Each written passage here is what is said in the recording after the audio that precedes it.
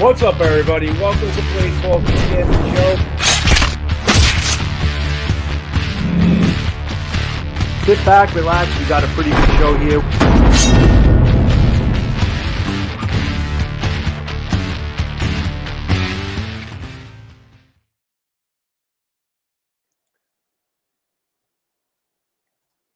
What is up, everybody? Welcome to Blade Talk with Scab and Joe. My name is Joe from JS Bladecraft, going live on Scab's channel. Welcome everybody into the room.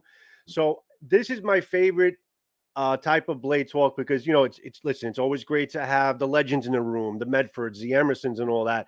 But when you have the smaller knife makers who have really bright futures ahead of them, I mean, the smaller knife makers, the custom knife makers are pretty much what shapes this country and shapes what the future is going to hold for our knives. And there's some amazing, amazing knife makers that we're really trying to search and bring them to the channel because their stuff is awesome. I mean, they're visionaries. They have things that are unique. Their knives work. Their knives are built well, and they're made with American pride. So, I just love these types of shows where we have some new faces here that not many people are too familiar with. So we have Erik here from Fobos Knives, and his stuff is stellar. It's epic. It's beautiful. They work. They're made well. Erik is a dynamite guy. And without further ado, let me welcome Erik into the room. Stellar. It's epic. It's beautiful. They work. They're made well. Erik is a dynamite guy. Erik, can you hear me, buddy? Yeah, I can, but I'm using an external speaker. And yeah, just lower it up a little bit because it's a little bit of an echo. Well, Erik is a dynamite guy. Erik, can you hear me, buddy? Yeah, I can hear you. About it. All right. Hang on, let me. Erik, welcome. External speaker off. When we were chatting a little earlier, so I don't know if you can you hear me? I hear you fine. Yeah, I hear you perfectly. All right, well. So welcome to Blade Talk, buddy. Thank you for joining us. Much appreciated. Yes, sir. Thank you. So, yeah, we very happy to have you here. I mean, I fell in love with your knives as soon as I saw them. I mean, as soon as Scab was showing them on shorts and started doing reviews on them, they're fantastic. And we're really looking forward to seeing all of your work, you know, these upcoming months, which is going to be great. So without further ado, let's bring Scab into the room and let's join in the conversation. Hey, guys. How y'all doing? Erik, welcome in. Thank you, sir. Can you hear us? Yeah, I can hear you. It's the laptop I'm using got dropped on the ice and then one of the speakers split and so it's kind of garbled, but it's all good. It's all good. I got as long as you can hear us, we're okay. As long as you can hear us, we hear you loud and clear. Yeah. So welcome to Blade Talk. Thank you for being here. Do me a favor and just give us a little history from where you started, how you got here. Oh, wow. It doesn't, just kind of encapsulate it. Yeah. And then I'll ask you questions off of that. Well, I mean, you know, I was young and, you know, I used to carry a knife in school in my pot. I remember the teacher yelling at me, quit picking your fingernails during English class, like in sixth grade. Now you couldn't do that, you know what I mean? And I literally had a slip joint, you know, given to me by my dad as you know, because we would go fish, you know, on Lake Erie and Lake Michigan and go to Canada and you know, so it's kind of how, you know, and my love for metal, like my grandfather started his company's still running, you know, NMH Hansen Machine and Tool in Toledo, Ohio. You know, it's no longer owned by our family, but, you know, my dad wanted me to be a metallurgist when I graduated high school, but I wanted to go in the military. I was like, screw that, you know? So I went my own path. My dad ran the heat treat for Dana Corporation for 36 years and in the early, you know, and modernized it in the early 70s or excuse me, in the late 70s, early 80s, you know, to keep up with the Japanese steel machine. You know, they were crushing us back then, you know, for steel. Like I've got a book from, you know, powdered metallurgy from 1979. You know, a lot of people think that, you know, Crucibles started it all, you know, here recently. You know, it's new, but it ain't that new, you know. So, you know, I went in the military, and I was 17. My dad had to sign for me, and you know, and then I ended up going special forces, and I had, when I was, you know, going through selection, there was one of the oldest sergeant majors there was like, you can, you know, there were several criteria that he defined what an SF guy, or how you could, you know, define a special forces guy. But one of them was the knife that he carried.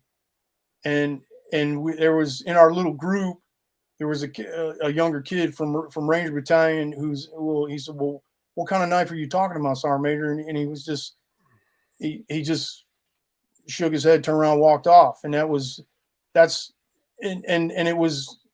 you know, that kind of, you just got to figure it out. You know, what do you, you know, that's what selection was about, was, you know, what are you going to do when you don't know?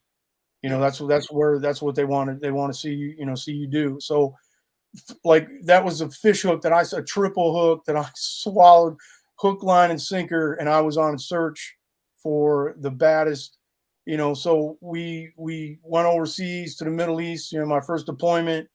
And I was looking, we got into Rota, Spain, and like during the day, they take siesta for like 2 or 3 hours. Like the cities, they just shut down because they stay out all night and they sleep all day, you know. But so we hitched a ride and got a ride from Rota all the way up to Toledo, and I bought a Spanish Moulet, you know, and I carried that for a couple of years, and then I found but I didn't know the steel, you know what I mean? I didn't know the heat treat. I didn't know, and it was a leaner blade. It was 156, you know, thickness ish. And I didn't know if I could really trust it. You know what I mean? Yeah. And then a buddy of mine turned me on to Ray Enos and Montrock and Doug Stryker, and Doug and I, you know, and that's where it really began for me, is with my interaction with those two. You know, they were partners back then. I mean, Doug's not even in knives anymore. He's into marketing. And you know, I saw what they were doing, and I was like, that's what I want. But I wanted, you know, to tweak it, as you know, so I drew it myself.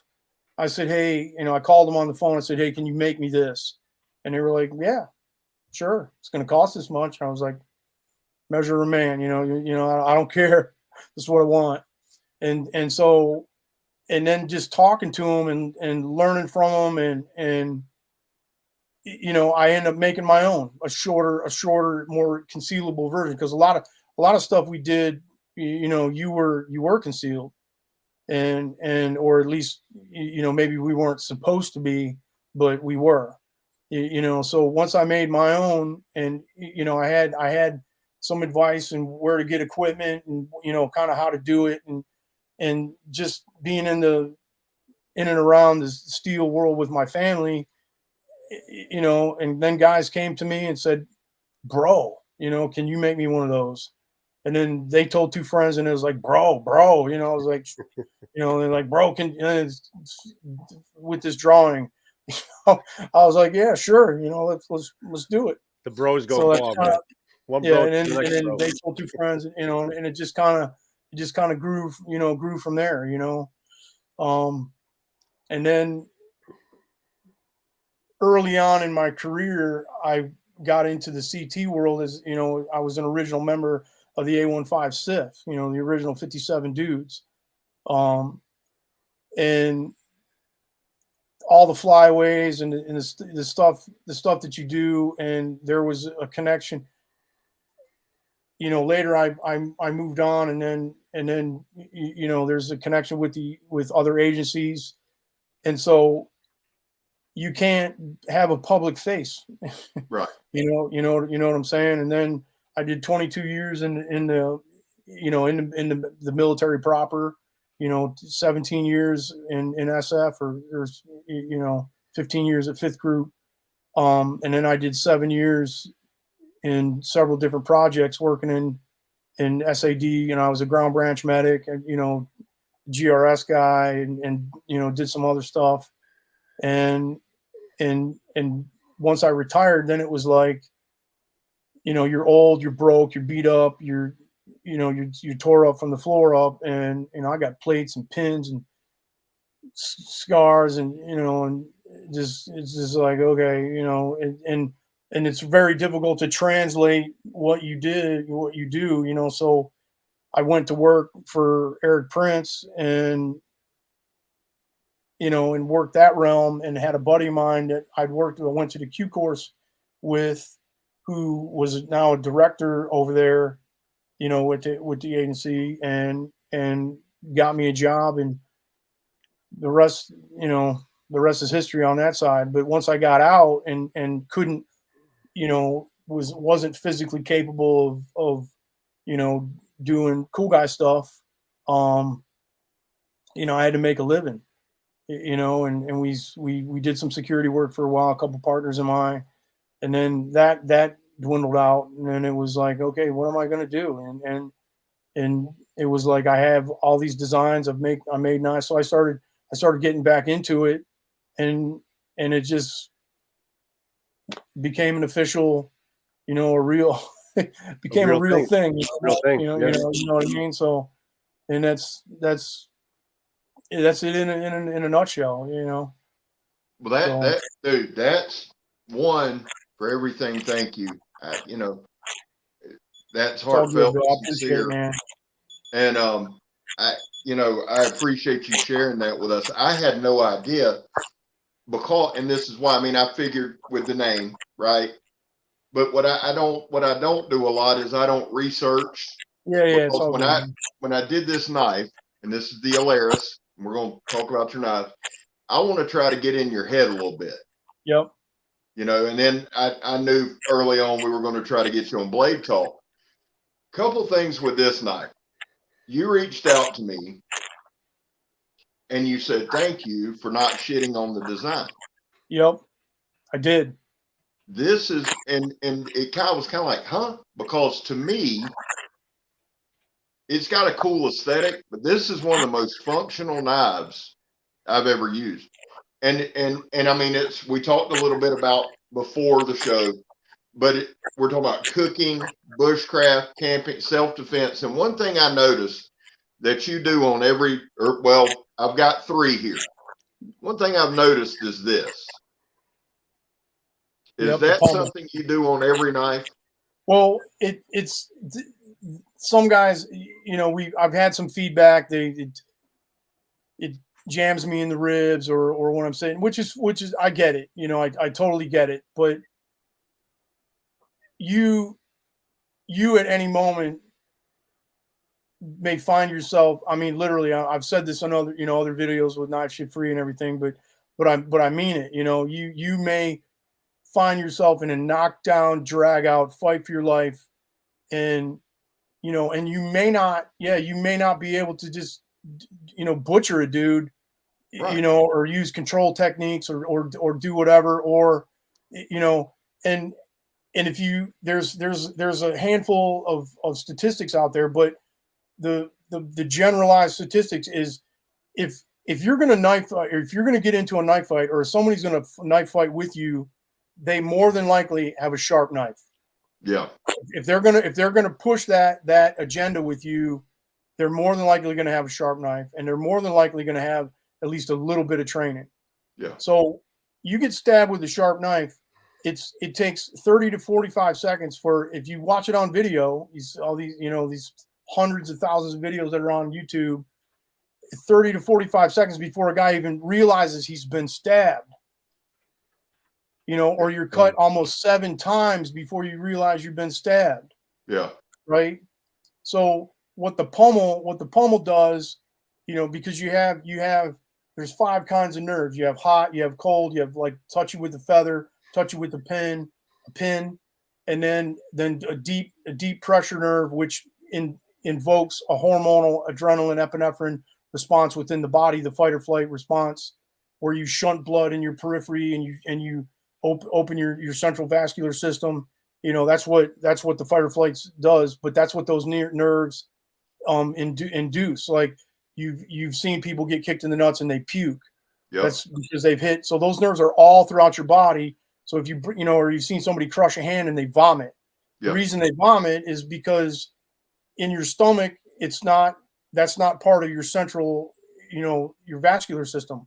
It's a periphery. That's like when you see guys who are not fear inoculated through training, they piss themselves or they shit their pants because your body is literally shunting blood very like immediately away to your core, and you have no muscular control of your bladder or your rectum and or your pyloric sphincter at the end of your throat, right there above your stomach, and you vomit, and the stomach literally twists and it ejects all that stuff out. I mean, I've been on a helicopter and on the radio, shit is going to hell in a handbasket.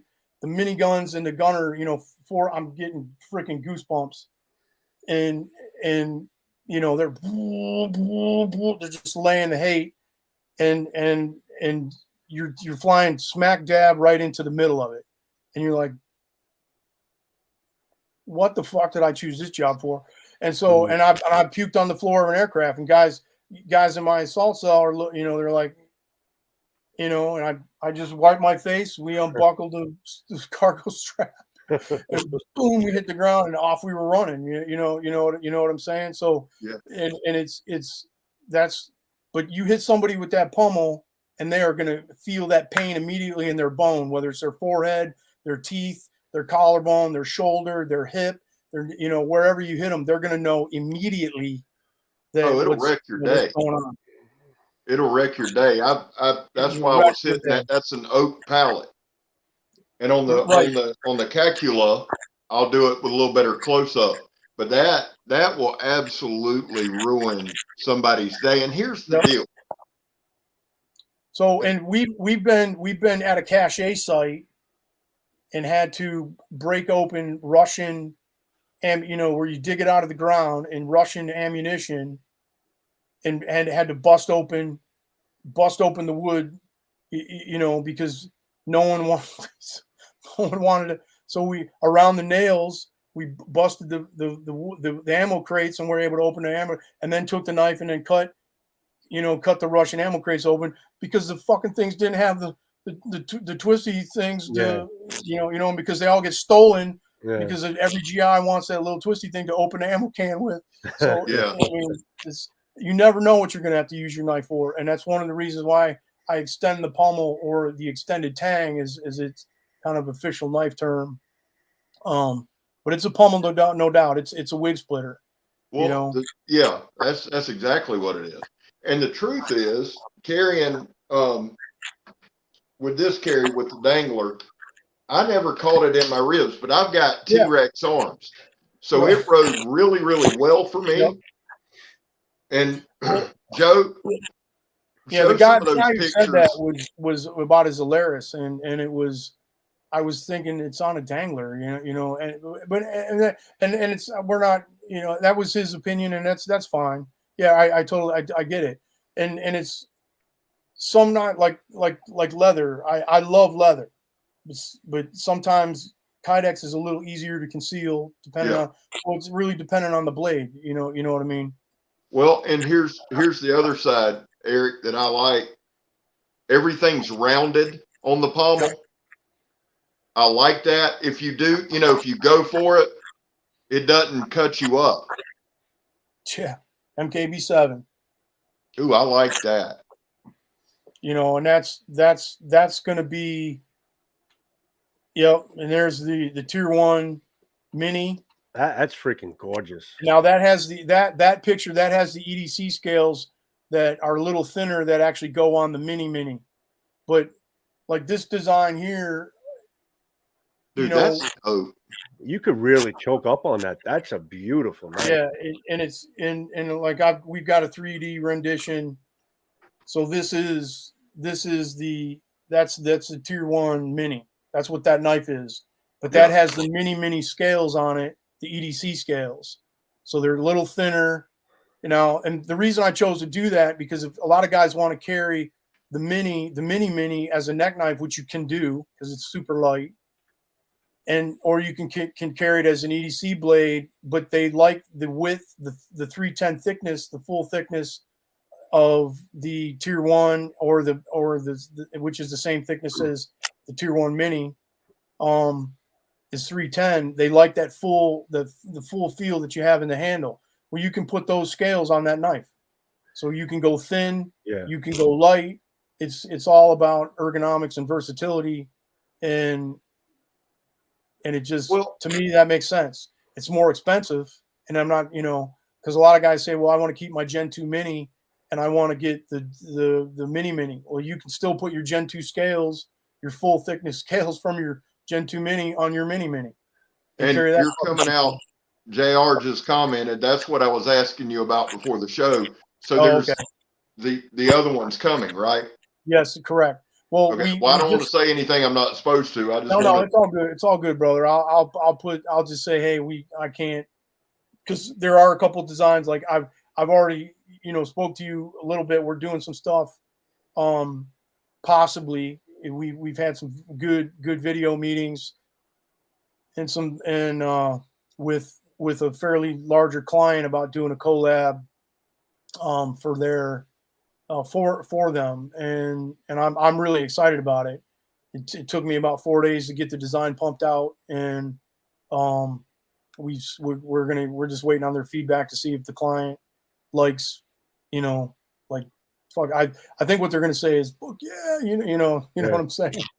Erik, can you answer this? It says, what's the stock difference between the Mini and the Mini? Well, the Mini is a 4-inch blade and the extended pommel. So, like, I think I sent you a picture of like all four of the knives together. Let me see if I could find it. Yeah, that's it. There you go. So the Mini, the Tier 1 Mini is on top, and you can see the extended pommel, and the Tier 1 Mini is the first three that are on, or the last three that are on the bottom. So you can see the shrunken pommel, right? And they're both 1875 thickness, stock thickness, but the Mini is a 3.5-inch blade. Like I literally designed the 4-inch blade so it would be New York City legal to carry a fix, because you can't carry a fixed blade in New York. And Joey, I think if that's changed, but back in the day, no fixed blades of any size. Yeah, so if it's fixed, it can't be carried. Yeah, got you. But there were other guys that would say, "Hey, Erik, can you make a smaller version of the Mini?" And like 3.5, because even some places are even smaller than that. They're like 2 3/4, and which is just absolutely ridiculous. But but what? So I was like, yeah, sure. And the genesis of this is one of our Facebook Fobos Legionnaires is a guy named Jesse Carter.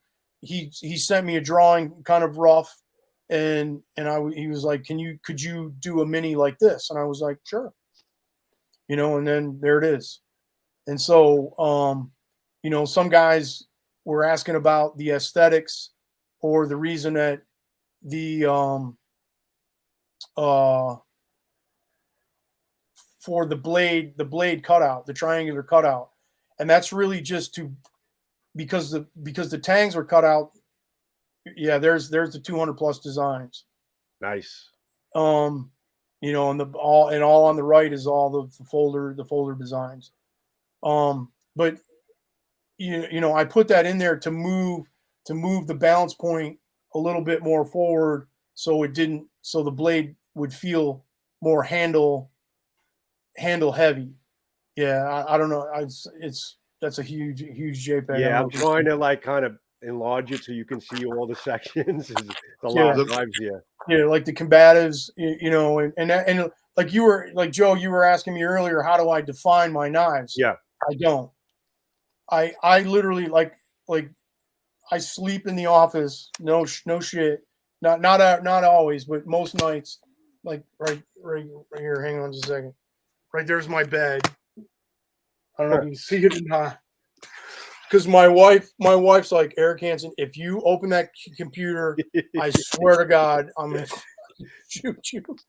So in the middle of the night, she's like, go up to the office. So a design, or you'll see something and you're like, wow, that's cool, or yeah, I would do this or whatever with it. And I just draw. And it it doesn't stop. I like this You one know, right and- here. It's like a little like a kukri style design. Yeah, I like this yeah. one. That's nice.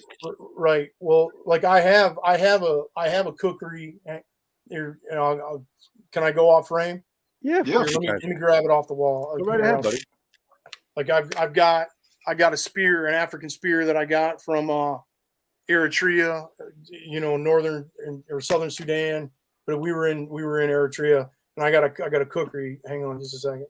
Go right ahead. It's a Bass State. It's not a hemp, but hang on. That's some assortment of knives there. There, your tomahawks, Scab. Yeah, those are. I spotted those. There's a lot. The Cleavers. every one of his handles I love. And when Eric, when you get back, I want you to talk a little bit about your handle design and why you make them how you make them.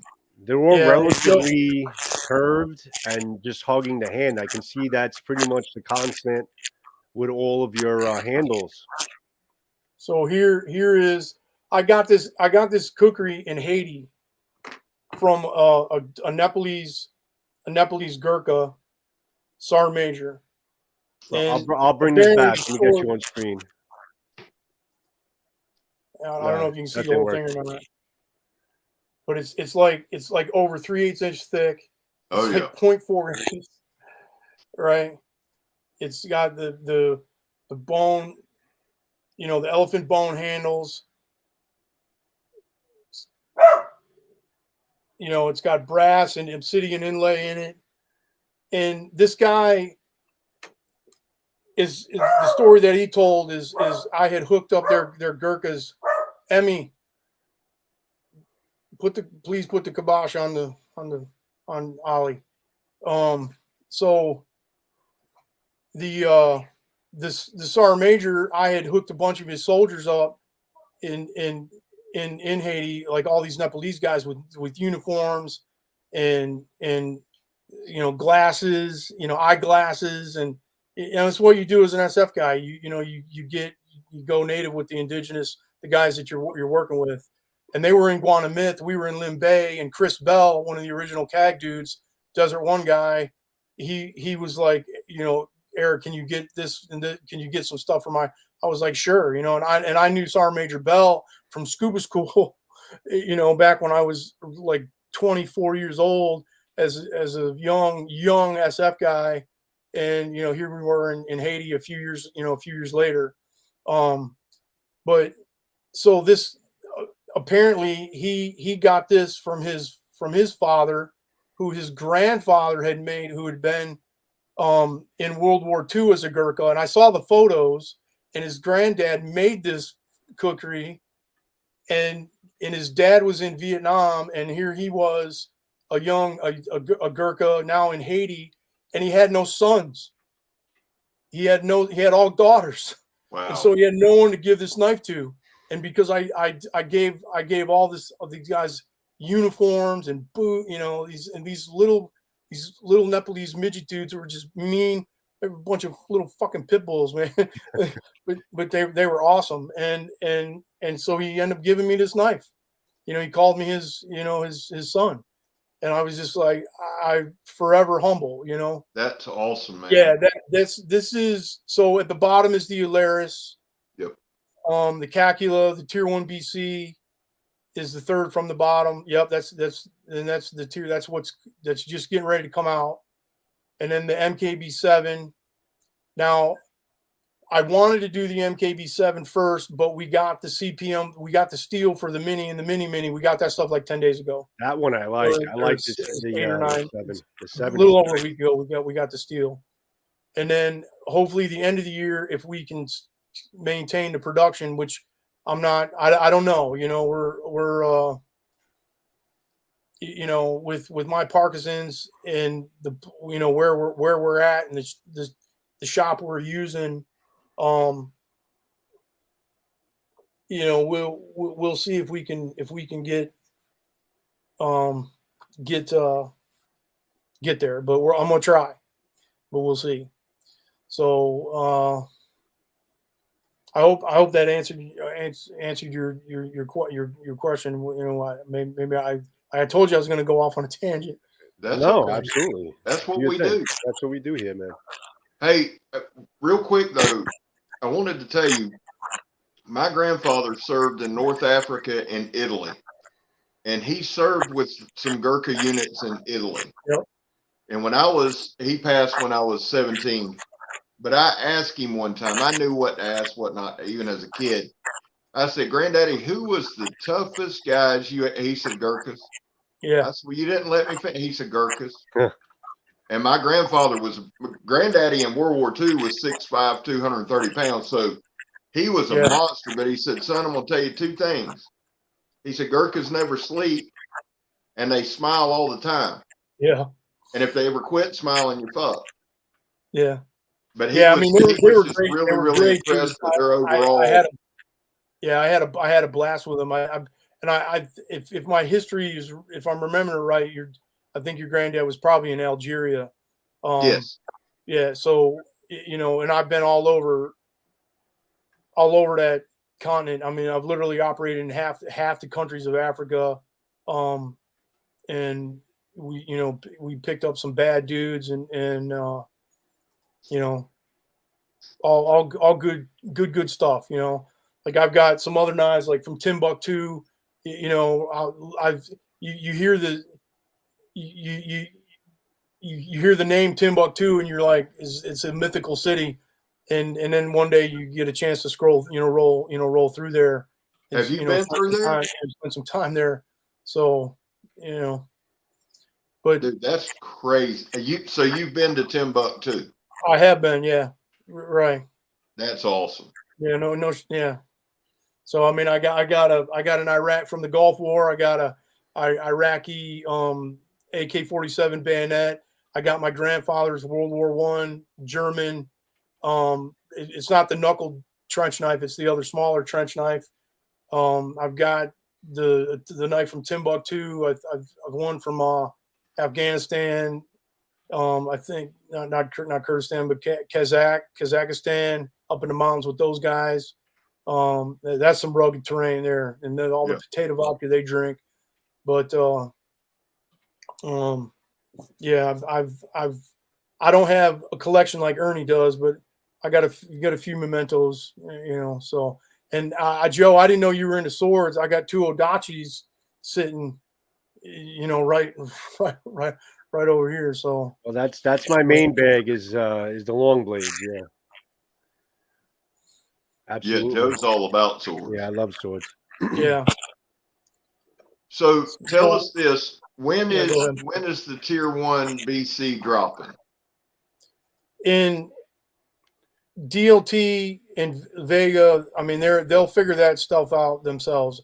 DLT has probably about a week. So they'll DLT and Vega, they should get their stuff tomorrow or the day after. Yeah. From the you know, off the truck. And now, then, Eric, if you could explain to everybody before we go too far, like where are your knives available? Because I know when people go to your site, there's not really inventory there. So it's linked on the screen, it's rolling there. But if you could explain it to them where to find your knives. Well, on the site is set up to do e-commerce. Like if the distributor doesn't want, if we make something and they say, Eric, we don't want that, or we only want 100 of those or whatever. So then we'll drop on the site, but then we'll let the customer know through social media that, hey, we're dropped, like the Tier 1 Cs.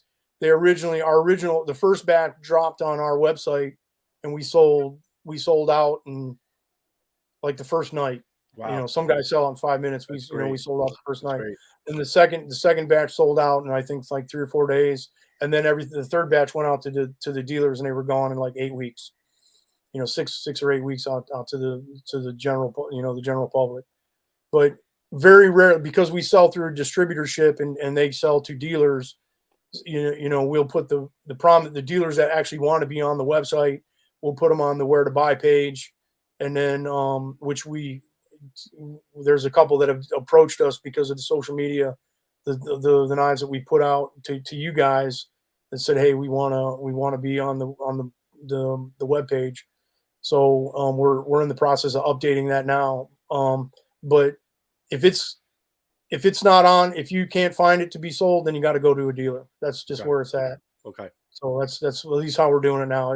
It's not a perfect world. I'm a one-man band as far as the social media stuff goes. So, and I'm not super electronic savvy, but it is what it is. We're getting better. Erik, what are the names of the knives all the way to the right? These right here. Well, that's a lockback. The Crusader, the Python, the Tech, the second one that's down from the bottom, the Cacula. Like I have the Cacula prototype right here. Like we were supposed to come out with the folder version of the Cacula, and then with, excuse my Parkinson's, but and it's in bearings, 1875 thick, titanium. Got a show side. I have a probably carbon fiber or a G10 scale, depending on what, just kind of how we normally do it. But there's some complexities. Making a folder is tough. It's hard to do. And I know it sounds kind of gangster, but if you're going to come, you need to come correct. Yeah. That's kind of my philosophy is like this tier 1 BC. We nested over 1,000 blades and to go out to the dealers, and we're only able to like make 800. We had over 100 blades because they weren't right. So I was like, nope. So that's like 40 grand in blades because of quality control that I just said, nope, scrap. Wow. You know what I mean? And that's, yeah. You can tell. Yeah, right. And so like I've had some guys say, bro, that's craziness. And it is, but it isn't. And the philosophy that I look at, those are all prototype drawings. They're not they're not completely drawn out yet, just basic, just ideas. That's just me, screwing around. I like the handle. The pommel is there, it adds a lot of rigidity to the ceramic bearings, having less torsion on the back side of the folder. It's been a long journey, but we're learning. We're learning folders. Well, that's all part of it. When we come out with a folder, I think it's going to be very well received. So at least I hope that it will be. So it will be. I'm loving these designs. I mean, whether you jotted them down with a pencil or a crayon, I mean, whatever you did, they look good. Yeah. See, I used to draw, like, if you go to the website in the gallery, you'll see like some of I used to draw on graph paper and then draw to cardboard to where you could put that on the steel and then, scratch it out and then put, put the blue on it. But drawing by hand takes, because you can move a line or a curvature 1/8 of an inch, and it changes the whole aesthetic of a knife. Like, you know what I'm saying? And so yeah. What I found is that to draw in TD or 2D, excuse me, is I'll draw in 2D and then I'll draw it and I'll save it. And then I'll copy it and I'll tweak it, and I like that. So then I'll copy that, or I'll copy that, and then I'll tweak it some more. So then I've got this historical pictorial reference instead of erasure marks on graph paper.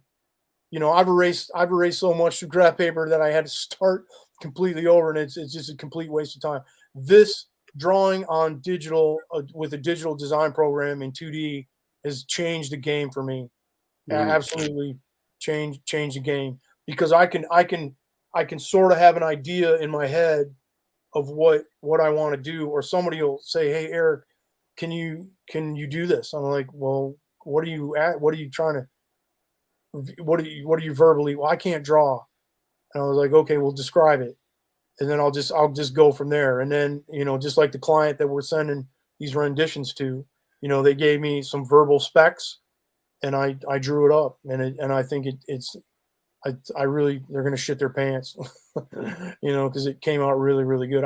I wish I could show it to you guys now. You know, I know Scab, you were like, come on, man. But I would be doing a disservice to the client if they weren't the first. Yes, you and your damn moral You know what I'm code. saying? So it ain't nothing personal, bro. It's Oh, just, you know, it's like, it's an integrity thing. That's all. That's all. absolutely. Absolutely. And I don't have any, so you can show me after the show. That's all right. Hey, all Joe, put me up. I want to show everybody the Cacula and the Tier 1 BC. I suck at getting these. Here's the deal, man, with these two. Now, I've done this one. I'll do it one at a time. I've done this one. I fell in love with this damn knife. I mean, from the rip. I've never been a guy, Erik, who cares a lot about steel. And I know as I go, I got to change that. But you could put whatever steel on the, and I'll just call it platform. Let's do that. This platform. Okay. And I'm going to love it. I love it. It's so ergonomic and it works. It works any way you grab it. With the blade to you, with the blade reversed. Tell me if I got this right. This was for a ferro rod. Yes. Yeah. Right here. Like there's a couple videos out there that show the depth. Like you did your video, and I think there was a dude who commented on there that you're going to put a notch right there at a strength point. But there's some guys that do small bow drills or just like, where's it at? The BC. Oh, here it is. Like the reason this prototype doesn't have an edge on it is because the 15 prototypes were 16 degrees, 18 degrees, 17 degrees, 19 degrees, 20 degrees, 21, 22. You know what I mean? To really check and where it is that I want, or how, and on what edge or secondary bevel do I want to err? Where do I err on the side of caution with the geometry? And hold on, guys, I'll be right back. And so there was literally a lot. I experimented with this size hole, this deep hole, this width hole, and with a 1/4 inch ferro rod and a 1/2 inch ferro rod, the octagonal ferro rods that the German company, they make like the best ferro rods on the planet. There was a lot that goes into it, and it shows when you throw sparks with it. I mean, it throws flame. Oh, this one threw. Yeah. I mean, I was really impressed because you had said, hey man, this is our bushcrafter. Yeah. And so when I was out playing with it, I got to looking and I thought, and I didn't even go there, to be honest with you. I thought, well, maybe I can use this. And then I seen it and I felt like a dumbass. So I went and got my ferro rod. Yeah. And dude, it threw big sparks. Yep. Even though it's a coated blade, it's all that, but it threw big sparks. Yep. Now, the bow divot. You put one on each side. Yep. That's a skill set I've got to learn. Well, it's like Chris Tanner from Prepared Minds 101. He does it. He's like, who the hell is going to use a bow drill? And there's a bunch of guys that'll comment, I'm going to carry a Bic lighter before I use the bow. And that's true. It's absolutely. I don't disagree with you, but it's a capability. Right. You know what I mean? It's one less thing I got to make if I have to start a friction fire. And it's stable. I've seen a lot of guys, or it happened to me, and in survival training or being out in the woods, and having and the bow, your drill, your spindle will go directly to the steel, and it will spin like nobody's flipping business. And the G10 or the scale is going to keep it in there, so you can go to freaking town with that mad puppy, and it'll work. Like a couple of our admins, Jim Lowe and those guys are like, boss, why don't you show all this on video? And it's like, I am the worst video dude on the planet. And it's when you're focused on, I don't talk to to the camera. I'm focused on the analytic, and what I'm doing, you know what I mean? And so, and a lot of times when you're testing something out, you don't need to spend 5 hours on it. You can make it, go out there, use it, see it, do it. Sometimes you test over and over and over and over and over, but sometimes you get it in 5, and that doesn't lend to make good videos. So Well, I'll tell you what I'll do. I've got to go over to, I'm going back over to Blackie Thomas's. Blackie's an old woodsman. He learned from Francis McGowan, and I'm going to go over this summer. And I'll tell you what, we'll do a video doing that. We'll use the Tier 1 BC, and we'll start. We'll do a bow drill fire. yeah, that's cool. I'm down with it. Plus, I want him to mess with it. You know what I'm saying? Yeah. Because he has. Yeah. I think he's going to like it. I really do. Well, like what I had said to you about the Alaris, it's a departure from a traditional field knife. You know what I mean? But it's so, I like what a chef's knives can do as far as, food prep and even, cutting meat, cutting bird, cutting through the things that you're going to end up eating in the woods. If you're trying to survive are small game, right. and you're going to need a knife that has some blade height that can handle, that you can actually be away from what it is that you're cutting and be able to push down on it with your hand. I mean, there's a lot of techniques other than, putting together a tri-stick, and I'm not dogging it by any means, right. Right. But I think the blade, and so far there's been a bunch of people that have, they see the aesthetics of it and they're like, it looks cool, but they don't see the function in it, and then they use it and it's they're like, holy moly, I'm going to carry this blade. Yeah. I'm going to put this in my pack, or I'm going to carry it on my hip, and I'm going to use it. You know what I'm saying? So I just, but that's just kind of how I've been. There was a few people that I spoke to when I designed it and drew it and said, hey, this is what I want to do. And I was hesitant, and they were like, no, bro, you gotta put that out. Yeah. And I was like, okay, let's go for it. Well, there's just something about the knife. It works insanely well. It's versatile. And I like to have a versatile knife. I carry more than one knife, but that's it. I'll just be honest with you. It's because I have a knife review channel. Right. But I've always carried at least 2, Eric. And but the Alaris, and I think the BC is going to wind up being the same way, can cover 90 to 95% of the tasks that you really need to cover. Yeah. You can shelter build, you can cook, you can start a fire, you can do all of those things. Yeah. And the guys with the bow drill, I mean,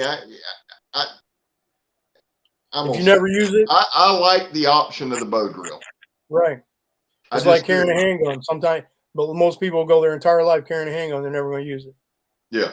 But the day you need it, you're damn right. Well, you know what I mean. You know what I mean. There's plenty of times, and I do the whole 3 sources of fire and all that, but there is something to be said for developing a new skill set. Yeah.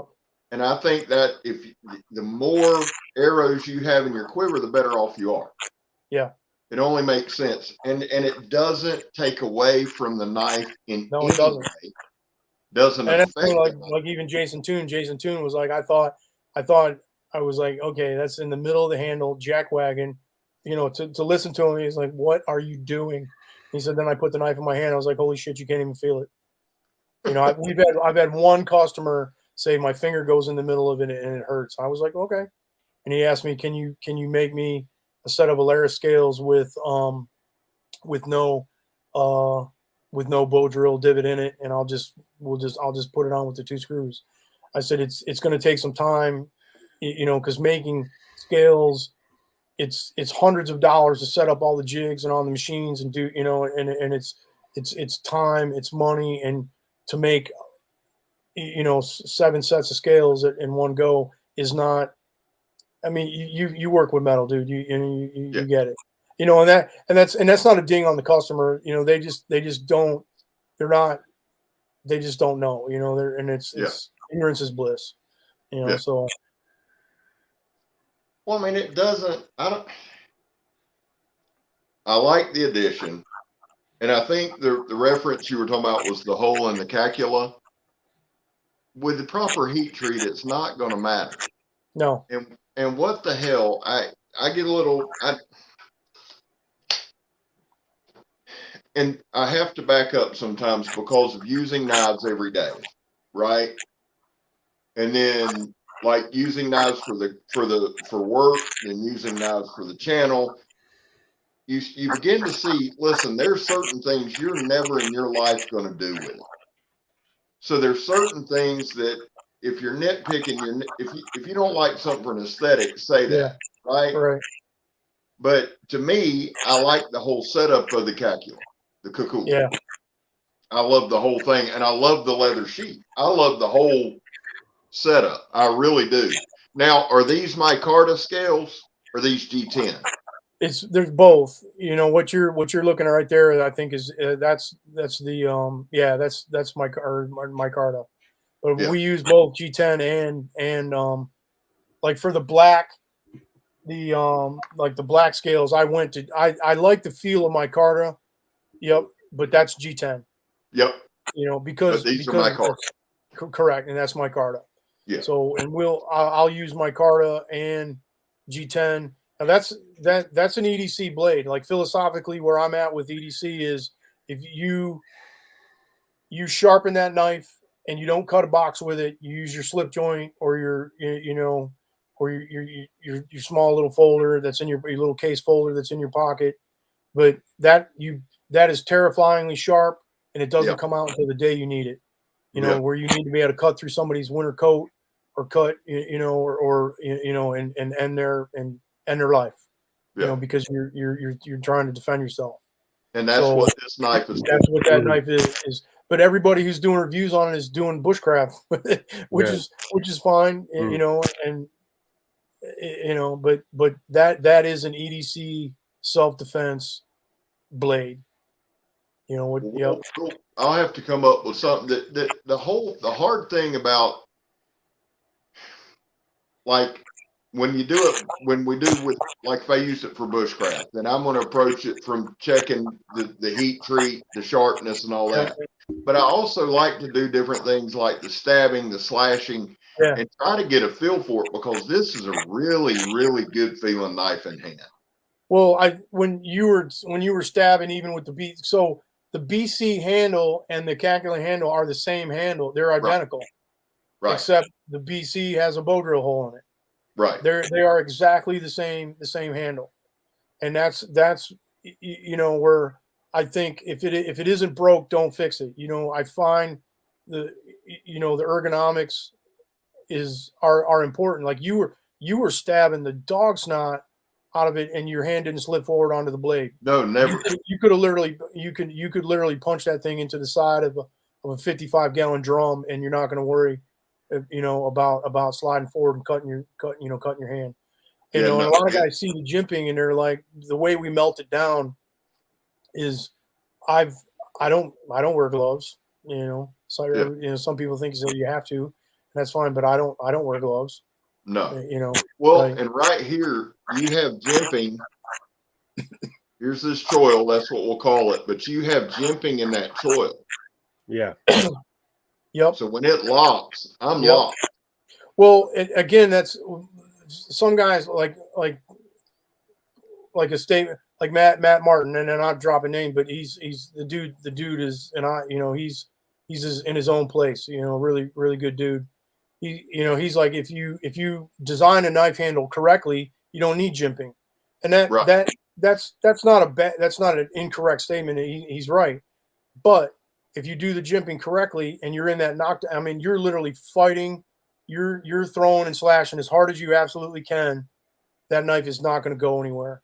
No, and the truth is, with your jimping, it looks aggressive, but it's not. Yeah, Right. you got Not to the feel touch. it. Yeah. Right. Yeah, and what I mean by that, Eric, it doesn't dig. Yeah. No. That to me, and I say this honestly, with the Tier 1 BC, and it honestly might be my favorite from a feel standpoint.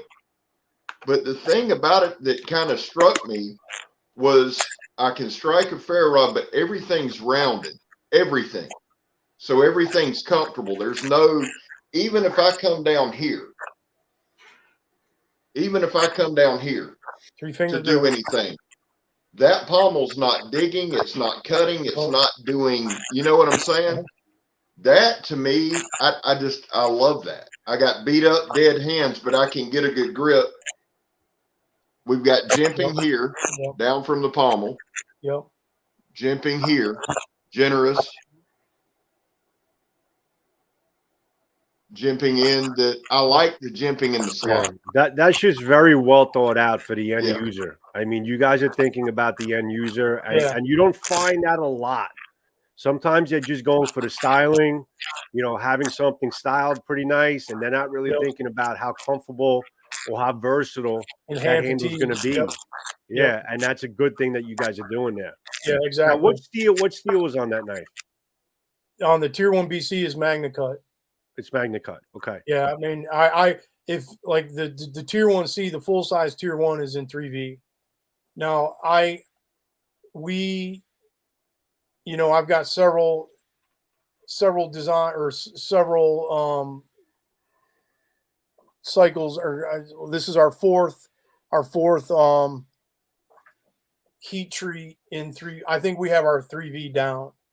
On the MKB7, I am considering using the Delta 3V, but I want to talk to Laren about it, and there's a couple other guys that I want to speak to, because like with our 3V, I temper up over like 1,050, 1,060 is where we temper our 3V. We don't do it like some guys. They temper down 340, 350, in the 400s for the corrosion resistance that it brings to 3V. But I don't do that. And the reason being is because you're using your knife around fire. Like if you temper a knife at 340 degrees, 350 degrees, you stick it in fire, you just destroyed your heat treat. Yeah. I mean, and it don't take very long. No. You know what I mean? So because the guys are using that, are going to use that knife, you could drop it in the ashes.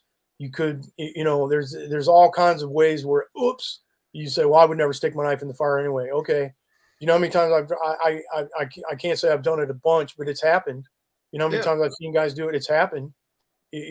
Or they'll set it down and it slides into the coals, and it's just, so it just gives you a little bit more. Now you leave anything in the coals or in the fire and it's going to be 1900 degrees and it's not going to matter anyway. So you can't stick your knife in the flame and let it sit there. It's just not going to, it's not going to work.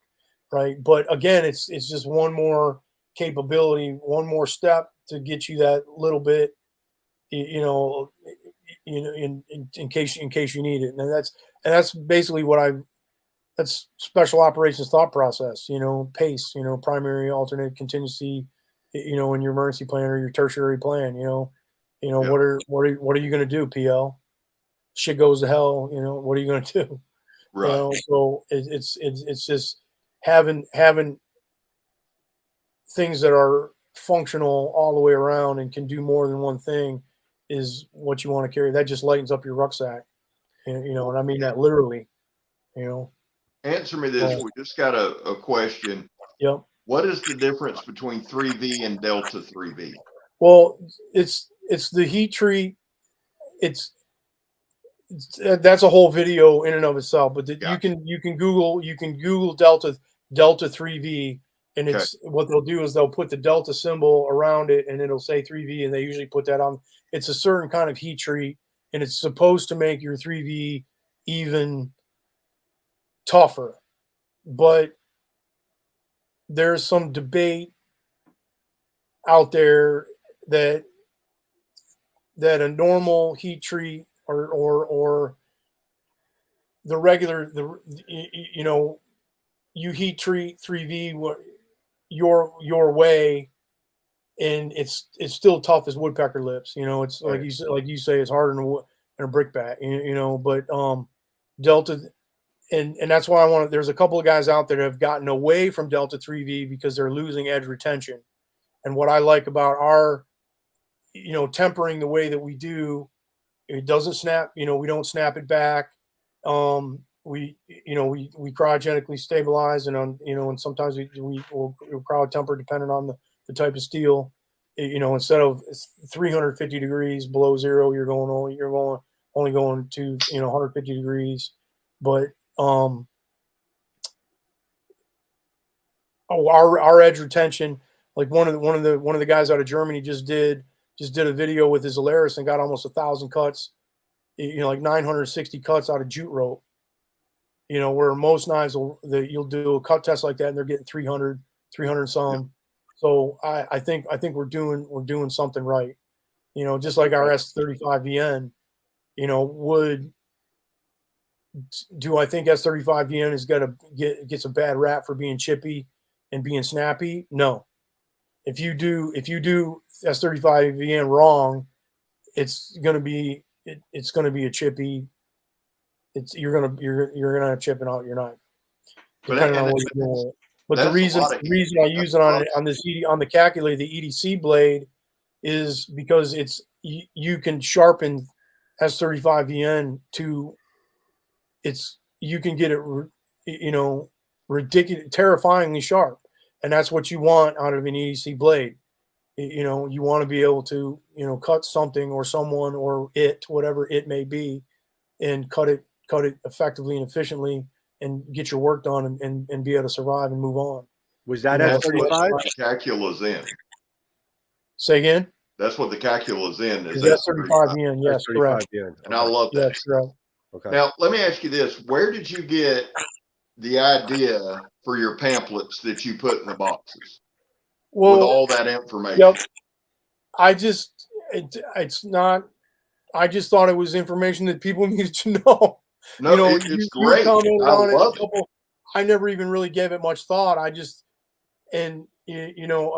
Jason or Jacob Peterson, a couple other guys have commented that here's an information sheet that I didn't even really give that much thought. I just thought, okay, here it's information that you need to know which helps you know how to use your knife.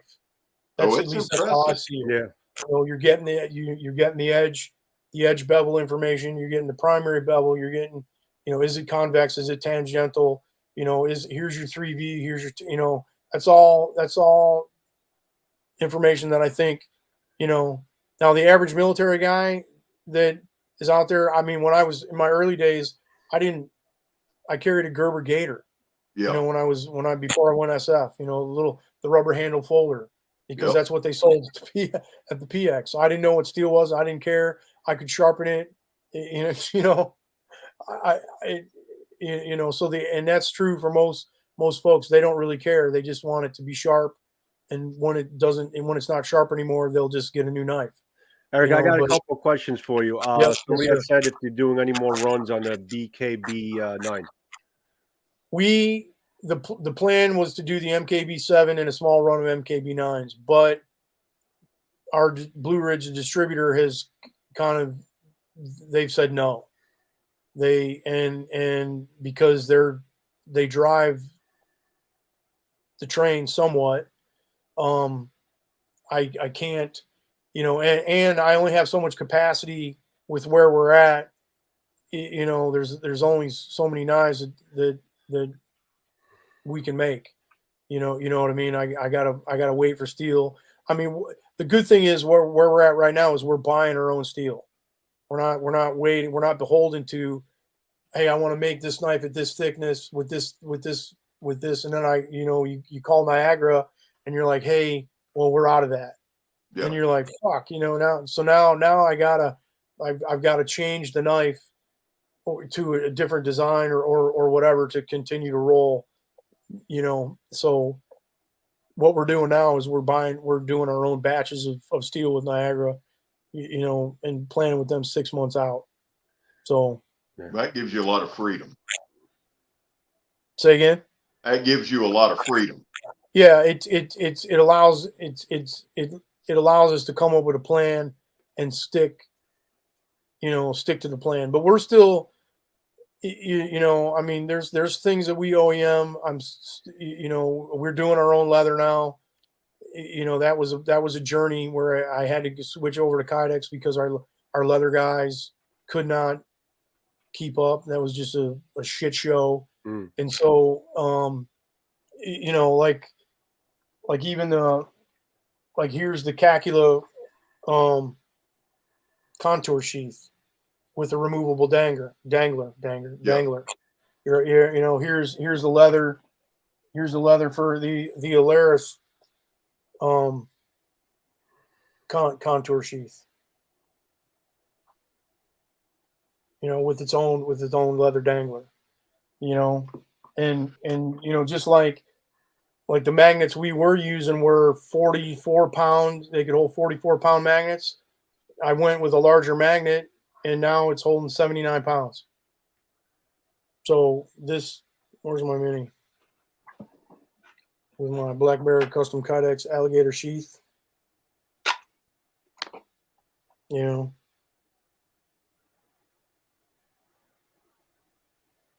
Nice.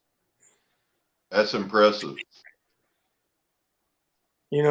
So if you don't, and the way we're designing the sheets now, you can take off the strap, and you can take off the snap. So if you just want to use the magnet for retention, you can. And the sheets are designed to carry a plethora of different size handles and different size knives. So that's just, again, it's my brain and in overdrive thinking ergonomics. Yeah. See, there you go. Dude, that's impressive. I didn't even know the damn thing did it, Eric. Yeah. Wow, that's pretty cool. That's pretty cool, man. Yeah. I've never seen that before. And so, and I mean, it's not, your knife can still come out, but it's difficult. That's brilliant. Hey, let me ask you this, because we got this question from Garen.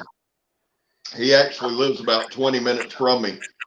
What is more corrosion resistant, MagnaCut or 3V? Because we live in Florida with 1,000% humidity. MagnaCut is a stainless, and 3V is a tool steel. Right. Now you can heat treat 3V depending on what you're going to use it for. You can heat treat it down and temper it at 340 and damn near get stainless steel corrosion resistance. I mean, you know what I'm saying? You can do that. But if you want to CPM 154 stainless, very excellent corrosion resistance. MagnaCut has been proved is coming, as what we're seeing now. It's super corrosion resistant. It's really, really well, but it's expensive, because it's the new in vogue dress for my knife. You know what I mean, for the knife snobs. And then, like I said, this is our first entrant into it. I wanted to see what it was going to do. Are we going to go back? And even Laren will tell you when he's a really easy dude to talk with, a great guy. He'll tell you, if you want a tough knife, use 3V. Yeah. If you want a tough knife that has an economical, price point, use 3V. I mean, it was literally made to take 50,000-pound hammers, boom, boom, and stamp out thick. You know what I mean? That's what it was designed for. Yeah, I mean, MagnaCut is great, but 3V is just freaking fun. Yeah, I mean, it's great. Correct.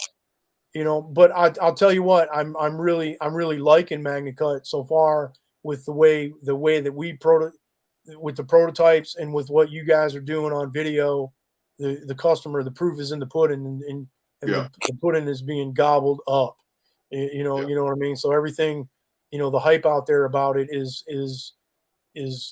good. Now, like now V10, where you could literally hammer it into freaking anvil and still have a tip.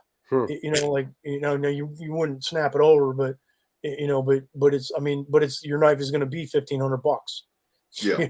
You know what I'm saying? So it just depends on what Craig wants to do with what his budget is. I know for us, I do 3V CPM 154 really well. Like depending on the blade, I'll even go up to 64 Rockwell on CPM 154. Yep. Wow. And Wow. it's not snappy. Wow. There's like That's Aaron good. Gow out of Montreal. Great. I love talking to him. He's got a video where he took a pry bar and bent his one of his knives at 64 Rockwell down to 45 degrees. I took one of my minis, the one of the minis, put the pry bar on it, put it in the vise, and broke the vise off the work table. Wow. I had to repair the work table and shop downstairs because I literally with a pry bar ripped, put it over the handle and put one of the minis in the vise and ripped the vise off the freaking table. So it's but and the reason I do that or I like that Rockwell with CPM 154 is because it'll hold an edge forever as long as you keep it in profile. Yeah. So you'll see a lot of guys they'll go to sharpen a knife and they'll take it or they'll let a knife get so dull it gets out of profile and then they have to take a bunch of stock off. Or you want to so you profile a blade and then you hone the edge. Yeah. So you want to keep your edge in profile, and then that way all you have to do is drop it.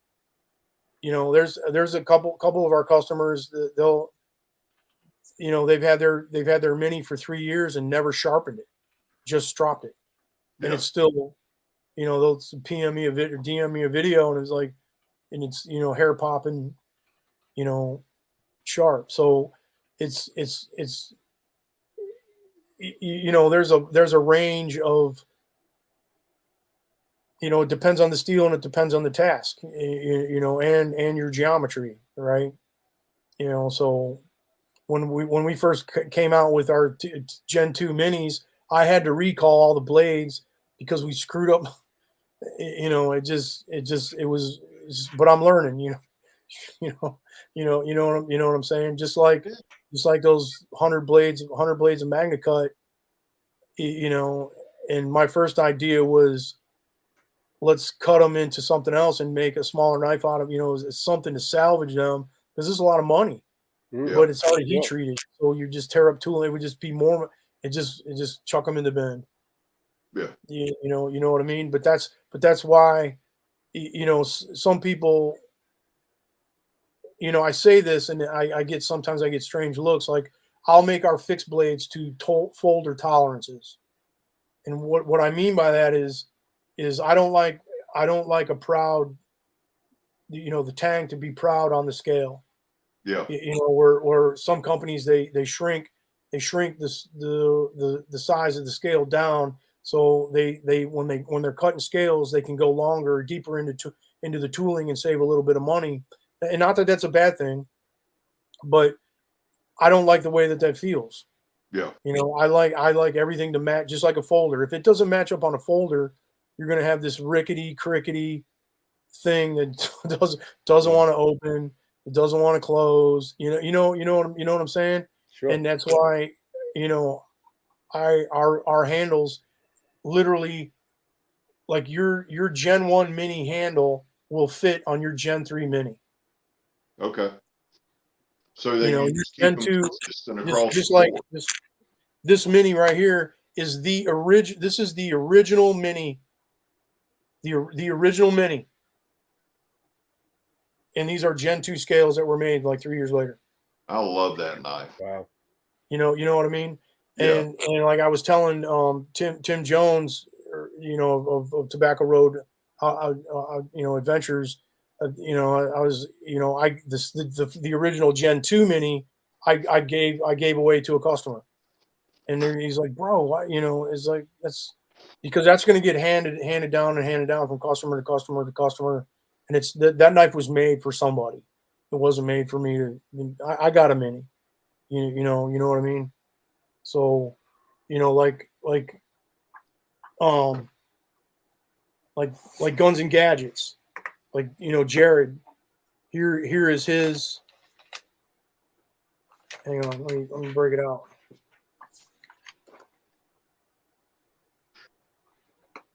This is Jared's Alaris, and it's got the Tobacco Road. Hang on, give me just a second. I'm shaking, pumping, but and that's what we try to give away or give back. This is my way of giving back. So here is Tim's custom Alaris carbon fiber sheath that we had on the website. Gorgeous. And here's Guns and Gadgets. And he had his choice, and he's got carbon fiber scales.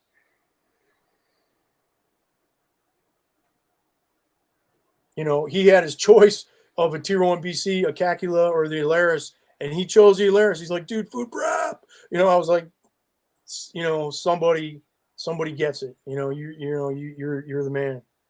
Like I've got Johnny B's Cacula. He picked the Cacula.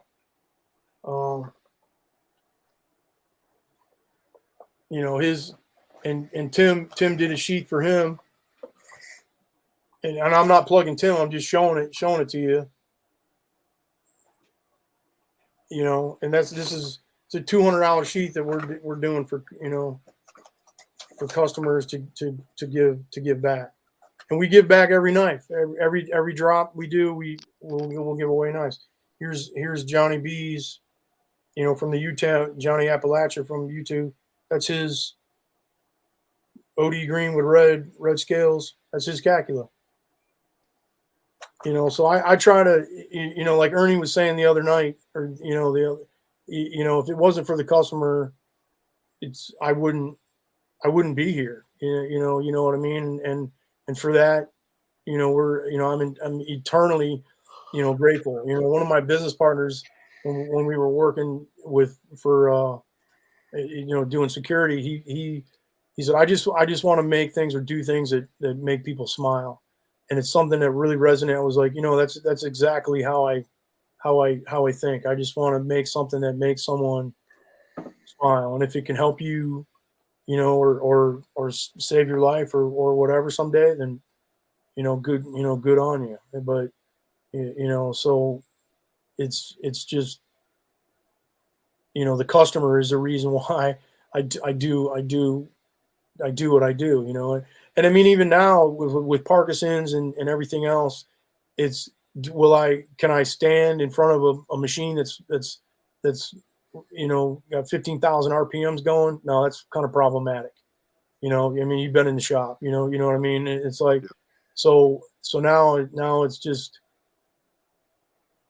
I just design and supervise and make sure we're running the spec, and like, nope, yep. Throw that away. What the fuck are you doing? That's great. Awesome. You know what I mean? Who are you? So, and it's that's where I'm at, but cause I'll be honest, I'm just a novice.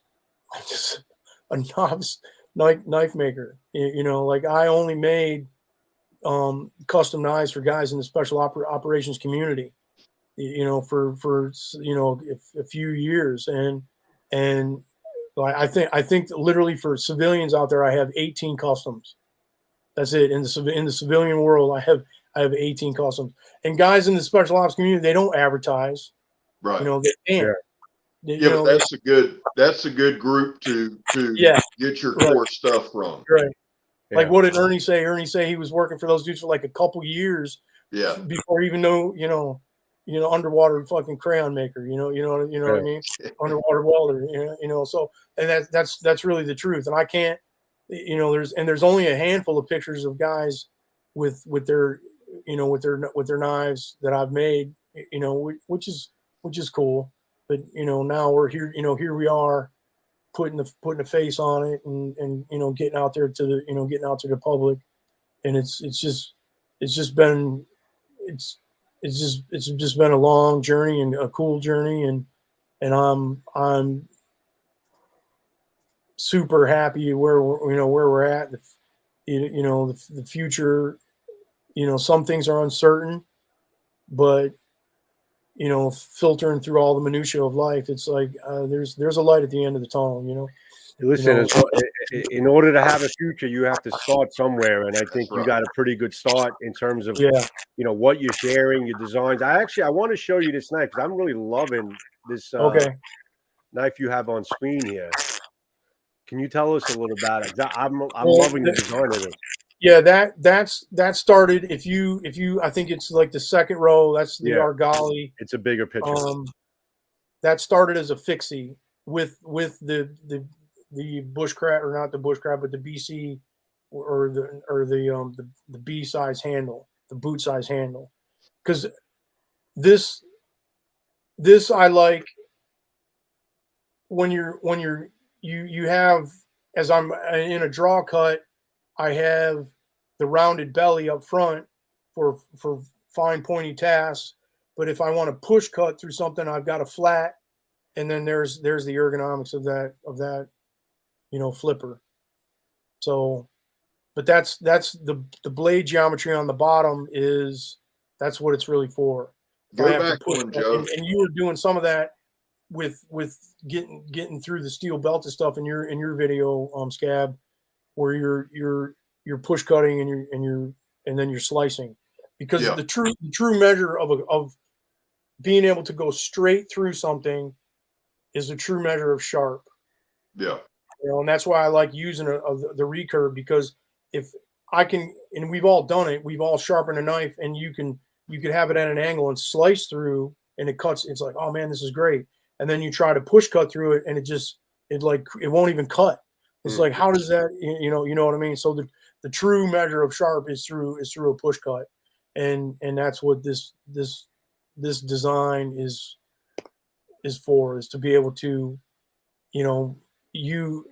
it's not really a self-defense kind of style blade. It's more of a utilitarian. I'm going to work all day. I'm going to use it to cut. I can hone it. I can strop it. You know what I'm saying? It's got the tip. Well, that's more of a nuanced, and that to me just screams function. Yes. I mean, that screams function in every way, shape, form, and fashion. I like that one a lot. Yeah, I like that too. Yeah, I'm digging this one. Let me see what else you got on screen here. And that's your definition. Yeah, and this was one of the T-shirts. I sent you this just to kind of be funny. Is somebody said you need a Fobos definition, like, and then like even the Supreme most admirable, that was like from The Hobbit, you know what I mean? Yeah. So, but we want to put this on a T-shirt. We've got some swag coming, but we're still growing, and we're marketing, and it's all in due time. One step at a time, Yep. Yeah. Yeah, it's one thing at a time, man. Now, is there anything you want to hone in on specifically while we're here? Any message that you have specifically? Because here's where I'm going with that. From the Alaris to the Cacula, the three that, and I'm sitting here looking at it. Everything to me is a progression. There's always a progression in life, right? What do you see as your defining blade? Like, has it been made yet, or is that coming? Yeah, well, the MKB7s that are out there are all customs. Okay. Like there's some pictures, like maybe some of the customers may be watching. If you go to the Facebook or Instagram, put them up. Put your pictures of your MKB7 up, and that's the knife that you showed, Joe. That's this is our Gen 3 detachable. This is our Molly sheet that goes with the MKB7. So we'll just leave it as a teaser, but this is a 3D printed version of what's coming. And the distributor, let's see here. I love that. So if you can see the flat up here, most knives will have the spine in line with the cutting bevel. What this does is this draws up like a recurve towards the quillion or towards that forward finger choil, and it allows, when I'm cutting, it gives a recurve cut style action with a straight edge that's easy for a young Marine or soldier to sharpen. Yeah. So like we have customers right now, a couple guys in Scandinavia that have sharpened their the recurve out of their tier 1C, because they want that flat edge for or the straight edge instead of the recurve for ease of sharpening and stropping, which I understand. I totally get it, but that's what this, and again, it may sound like all hogwash, but you can look at this and you can see and you can understand that as I draw through, I'm getting, because you know what I mean, because my hand is in position with the spine, and I'm having that slice. Instead of push cutting, I automatically have a slice angle through, which extends my cutting capability as I lose the hone on my edge. You know what I mean? It may sound like bullshit, but it's not. And it goes exactly to, I can have an incredibly sharp slice on a piece of catalog paper, and then I try to push cut with it, and it won't cut. You know what I mean? So that's exactly what I'm talking about. And that has to do with designing your primary bevels and your secondary bevel. There really is an art to designing a knife in a functional way, or just designing a knife to be aesthetically, look good. You know what I mean? Am I making sense?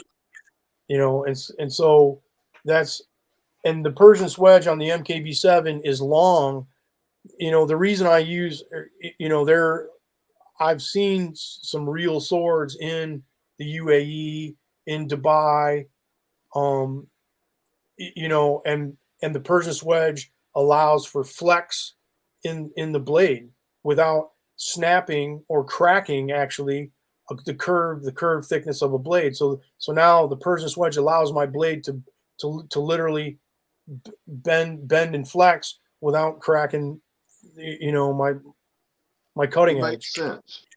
So it's, and the reason that this is the Persian swedge is so long is so this blade can literally flex back and forth without cracking or damaging. That's an absolutely gorgeous blade. I think the tier 1 and the MKB7 are going to be my flagship designs. Okay. Like where the MKB7 came from. I had a guy from a retired Marine who worked for SOC MG or SOC SMG. We were on Talil Air Base in southern Iraq back in the day when it was rough country for old men, and he had snapped the clip point off of his K-bar.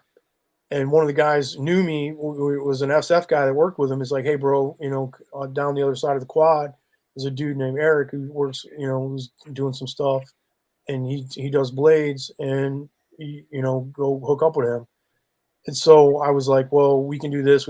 I drew it up, and I wish we could share screen, but I drew it up, and we went over to the armor shop. They had a forge, they had an oven, they had rebar that you could blow torch and heat up, and then they had the thermal gun so you could test your temperature, your oil, so they had everything there in Iraq to modify armor and pindles and everything that we were putting on vehicles so we could stay in the fight. Yeah. And I went over there and fixed his K-bar and put a straight clip instead of a clip point on it, and it turned into wham bam Sam. There you go. I love that. You know, and that's where our MKB comes from, is a modern K-bar. Okay. You know, I mean, the name K-bar is owned. I mean, so I can't write K-bar, Right. but Right. you know, and I wouldn't do that anyway. But that's what that was the genesis. I'll look for the picture. I still have the original drawing, and he was like, "Dude, I got the fucking one-off K-bar," you know, and you know, and so that's where the MKB7, you know, came from. Well, And if anybody does post pictures, I'm on Instagram. Just tag me, please, because yeah, I'd love to see them. yeah, Love to see yeah. them. Absolutely. That'd be awesome. So here's the deal. We're going about 1:30. Let's go Okay. about 10 more. Okay. Are you good with that? Yeah, I'm fine. I'll talk Good. to you all night, man. I was like, So here's the deal. I'm sitting here looking, and I'm thinking as I'm looking, and I'm listening to you as I'm looking, and you said something that resonated with me. You said, I made it this way for young Marines to be able to sharpen it easier. How much, and this is going to sound dumb, but there's a reason I'm asking, how much do you draw on all of that vast military experience when you're going into a night? 100%, or is it, are you thinking, okay, in terms of family business? Are you thinking in terms of military, or is it just a blend of everything to bring you to this point? well, I would say that I lean more into, I mean, as an SF guy or a special forces guy, you know, like the first 6 years I was in SF, I was on an underwater operations team, and we went a lot of places with the SEALs, and you know, we were always working together. You know, and then after that, I went and I got into the CT part of it, and I went through, you know, the SF operator course, and was an original member of the A15 SIF. The jobs are very, very different, vastly different. Right. But at the end of the day, if we got stuck out or the aircraft bellied in, you know, like one time, one of the aircraft bellied into the Saharan desert, and those boys were stuck out there for a while. So, you know, you never know what your knife is going to need to be used for. Mm-hmm. And I can't think of a more applicable job than being in the military and special operations, and then working, you know, as a CT operator in a SIF, you know, and then working as a paramilitary civilian doing the same thing, but you know, all in civilian clothes for the most part. You know, in the wilds of the world, you know, literally looking for dudes. So I would say I lean, the vast majority of my experience in the military blends into pretty much every knife that I design and that I make. I look, you know, now not everything is, you know, a Legion or an MKB7 Yeah. or you know, or whatever. And I, you know, when I, like Mike Stewart, you know, of Bark River Knives, I was introduced to him, and he's got like over 100 designs, Mm-hmm. you know, and they use wood, and they're kind of a bushcrafty genre, if you will, in all their knives. But if you know, you have 100 something, just like Ernie. Ernie's like, he doesn't even know how many times he's designed. It's like a couple thousand, you know what I'm saying? And so to be able to pigeonhole, you know, it's impossible to say, but I think military application, which literally evolves to, or evolves into, you know, the apocalypse, right? You're out there by yourself, or you're alone, and this is all you got. You know what I'm saying? Then this is what you need, and then that comes down to why people learn how to shoot, why people Yep. learn how to do bushcraft. You know what I mean? Absolutely. Because at the first and foremost, a knife should cut. That's it. Yeah. I mean, a knife should cut, and if it can't cut, then it's not a fucking knife. It's a goddamn screwdriver. Yep. Sure. You know, and you can have all the sexy bells and whistles and bow drills and all that. But if it doesn't cut, it's for the most part. Well, Scab, what do you say all the time? If you got a sharp knife, you're in the fight. I mean, that's Yeah. it. You know. Yep. I mean, And I've mine never heard you goes say that, back, but that's the Erik, truth. I'll tell you this, where it started mattering to me. I worked for a long time in underground utility location. And when we didn't have a lot to do, we'd go out and cut lines for the survey guys, right? So we're out one day, and on those things, they're putting subdivisions everywhere. That's a different deal. But there were times, man, towards the end of the day, if a dozer come by, because we're in Florida, it's swamp. I don't give a shit what you call it, it's swamp. So if a dozer come by and cuts off a creek, you're up the creek, right? Yeah. So we're out, and we'd been in like knee deep to waist deep water all day. And finally we come up like on like a little oak ridge is what we'll call it. What it really is pine trees. That's a cash crop. That when they talk about draining the swamp, they put them pine trees in there, raises the dirt level. So we're in there. We made it up to there. And a buddy of mine said, "Hey man, if you want, head on back to the truck." Well, dude, I got about 100 yards from them, and you've been in the woods your whole life. Yeah. You know, you can go from being very familiar to very lost very quickly. And I took quick stock of what I had, and I didn't have much. And that was like right at the beginning of this journey. And my knife wouldn't have done shit. And I said, no, I'm not doing this again. It wasn't long and they come and found my dumb ass. But from that point on, I made sure when I was out there, I had a dependable knife that cut and, a lighter and all the stuff that you carry. But it only took me one time. But I got to thinking, man, if I got cut off, I'm fucked. I'm done. Yep. I'd have made it, but it would have been so uncomfortable. And I thought, I'm not doing that. That's where kind of my journey with this whole, I've always loved knives, but that really kind of got me serious about carrying the correct gear. And that's one thing I noticed with your stuff. And that's why I asked you that question. Yeah. People that make things with other folks in mind tend to make better products, in my opinion.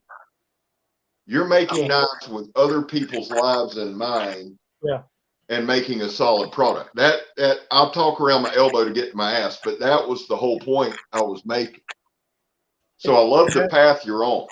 Yeah, that's really like, the guys that are close to me, some of the admins and Vega and the guys that I share, if I'm drawing something or I've drawn something new or I've been holding something close to the cuff for a while, and I reach out to those guys, they know that it's the thought process. It truly is. I'm inserting myself into your shoes, and that, oh shit, this you know what I mean. And so, that's why on the warranty card, this take care of it, because it may take care of you. It literally may be the reason why you are there at the end. Whether that's the pommel or the point. It literally may be the reason you are there at the end. It goes back to the bow drill dude. Yep. Because here's just the God's honest truth. Joe Schmo on every day that goes out and busts his ass for a living, he may have a knife. If I had a knife like that, and then you develop the skill set, you're always in the fight. I can build shelter. I can build fire. I know they're coming for me. But at least I can be comfortable and warm. And that's why that's the thing with that bow drill. If you look at it, in my opinion, if you look at something like that as a novelty, your skill set's not there. Right. That's the way I look at it. Yeah, I agree with you. And that's just kind of my philosophy, and that's why I'm so high on your knives. And again, the fit and finish is spot on. They cut, they're functional, they work, and they knife. At the end of the day, they knife. If a knife don't knife, it's not a knife. Yeah, right. Yeah, it's a fucking screwdriver. Yeah. Write that down, Joe. Yeah, right. Yeah. So No, I mean, I philosophically, it may, it may sound all, like it's bullshit, but it's not, like when I first, and this isn't a ding on Mike Stewart, that dude's an icon. But when I first got there, I had said some things about my handle ergonomics and whatever, and some other makers were there, and they was like, and I was like, okay, sure. But I've been out on the range, like a gun range in the middle of fucking nowhere, and have a semi truck drive up with targets or steel or whatever, and the old trucker that jumps out is an ex-Marine. Yeah. And he's freaking 68, almost damn near 70 years old. This has happened more than once. He's like, "Hey boy, what's that knife in your pocket?" I said, "It's my knife." And he said, "I know that." He said, what kind of knife is that? I said, "That's a Fobos." Fobos. I said, "Yeah, I make them." He goes, "You make that?" And I'll hand it to him. And he's like, and the first words out of their mouth is like, "Holy shit, man, this is chocolate. It melts in your hand." Yep. You know what I mean? For every single time that as somebody who doesn't know, they have no agenda. All they've done, and one of the things that they say is, if I'd have had this, because I snapped every K-bar I had in Vietnam, everything, and that just goes to show I use my knife as a pry bar. I dig with my knife. I'm opening, it's all the shit that you're not supposed to do with the knife. You have to do. Yeah. You know what I mean? When you're out there and it's all you got, you have to do. When you don't have a screwdriver or a claw hammer, you got to bust open that ammo can, or, that ammo box, and then cut out those bullets out of that. You have to use your knife. And so it's just, I just knew all the naysayers and all the guys who had different opinions. I'm just like, you take it with a grain of salt. You can let it rub deep or not. It's up to you. You can say "fuck you" the end. But at the end of the day, this is mine, and I'm giving it to you, and this is the way that it's going to be, and I know it works. Yep. You know what I'm saying? I know it works because I've been there. I've used it. I made it for me to use. I'm making it for you to use, and the proof is in the pudding. Extremely well said, because I mean the reason why I think you're not, and I can't wait to get one in my hand. The reason why your knives are getting received so well is that the fact that you're taking it from a personal approach. You've been there, done that, and yeah, that's nice. I can't wait. That's awesome. Yeah, pull that out. That's the combat, bro. I love it. Damn. So you have a holster.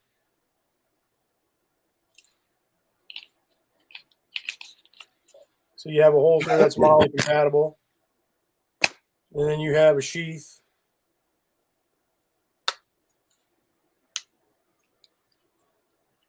That's wicked, man. That is so dope, man. Wow. That's wicked. Look at that. I love that. I love now this is like 360 thick, so it doesn't, and it's a very short, the actual bevel presentation is really short, so it's kind of obtuse. It doesn't throw chunks of wood out, but it's not for that. Right. This is to split. What are you going to do in camp? You're going to use a saw. Yep. Whether that's like a little chain or wire saw, or you're going to actually use your silky, and then you're going to split wood to make fire. Yep. And if somebody attacks you, you hit them with the hook. And this thing is meant to be thrown, but it's meant to be thrown spike first.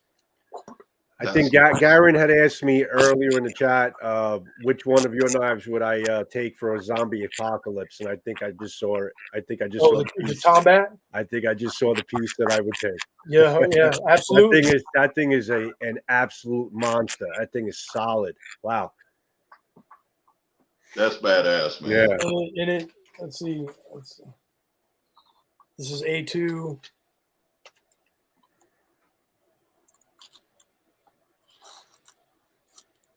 It cuts. It's my Parkinson's. Now, did you say that was A2? This one's an A2. See, I love A2. And we do it in 3V and A2, and it's just a price point. Yeah, I love A2. Yeah, I like A2. Like the original tool steel that I used was A2. Yeah. The stainless, like all my original blades were made out of 440C, but that was back in the day. You know what I mean? So, and with 440C nowadays, it doesn't hold an edge as long as 3V or CPM 154. But this, you know, I love this. Now, this was originally designed for the mountain team in SF. I think it was or in 5th Group 9-6 or years and years and years ago. But it was in 1875. So super light, super slicey. You could when you threw it, you could whip it. I mean, you could just swing it. Boom. You know what I mean? And it was wicked. Yeah. And they use it as an ice axe plus survival tool, sentry removal. I've heard a story that in World War II, I guess like one of the only documented knife throws, one of the guys that was in one of the squads of the 82nd was either Navajo or I think he was a Navajo dude. And he had his big Bowie knife, and all he did was throw it. He just threw it all the time. And I guess he had this, like some Germans, they had to take out this machine gun nest. I guess there was like 8 or 9 Germans there. And they were able to sneak up on him, but he had this like 40-yard throw, and he'd never done it. And there was one guard up at night, and he said, they'd been drinking schnapps and and playing the radio, and he said you could hear him fucking snoring, but this one German guard, but they had to cross this distance that he knew that if this dude woke up that he'd kill them all with a machine gun and wake up all of his buddies, and they'd all end up getting shot to shit and end up getting killed. And so they were like, bro, you got to throw your knife. And he said he'd never thrown his knife that far before. Just imagine throwing a big Bowie knife 40 yards. That's crazy. And he smoked the dude right in the neck. Really? And supposedly the way the story goes is that the only thing I can attest to is divine intervention. And they went in there and they captured all those. They shot a few of those Germans, but they captured them all, and they captured a position on a knife throw. That's crazy. On a knife throw. That's awesome. You know what I'm saying? I didn't know this until he passed. Well, until his wife passed. But I had a great uncle who was at Point de Hawk. Oh wow! Never. The Ranger. He was about my height. I'm only about 5'9", and him and my grandfather. It was my grandfather's brother-in-law. But he was at Point de Hawk, and he was actually wounded. He made it to the top. Yeah. And was wounded on the top. But I thought, damn it, man. That, you know what I'm saying? Those guys are legendary. Yeah, they're legends. Yeah. Absolute legends. Yeah. I mean, that's like one thing, like when we do the 50th anniversary or we go somewhere at SF, the chapters, the SF chapters, you meet a lot of dudes that are SF or in the Ranger Battalion or in the 82nd or 101st. That you meet a lot of guys that are just flipping. Again, in the shadows of Titans, it is. Yeah. They're absolute legends. So I'm sure you've heard some cool stories. From the greatest generation, absolutely, so. That it's awesome, man. Well, brother, listen, it's been a joy. And thank you for joining us. Give me a final thought, and then I'll pass it to Joe and we'll call it an evening.